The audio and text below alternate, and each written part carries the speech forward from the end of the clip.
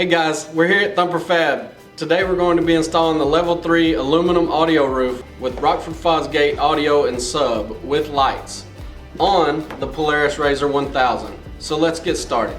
Here's what's in the box and what you'll need for the install.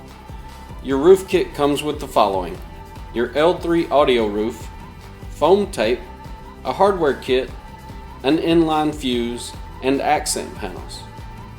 Tools you're going to need: scissors, 1/2-inch combo wrench, 3/16 hex wrench. First, you're going to install 1-inch foam tape on the front, rear, center, and side edges of the roll cage. Cut the tape to size to ensure all 6 locations are covered.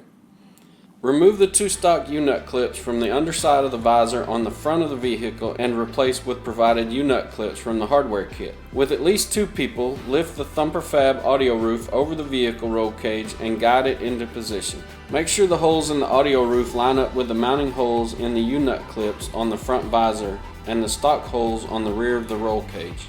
Starting in the front, run the 2 bolts with the bonded rubber washers through the U-nut clips from the top down. Leave hand tight for now. For the rear, from inside, use the 2 5/16 button head bolts with the flat washers and run them up through the roll cage stock holes and into the gold threaded holes onto the underside of the roof.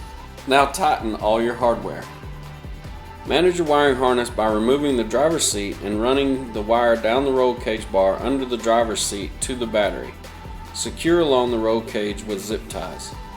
Add your accent panels by removing the existing screws, adding the panel, and replacing the screws. Lights, music, let the thumping begin.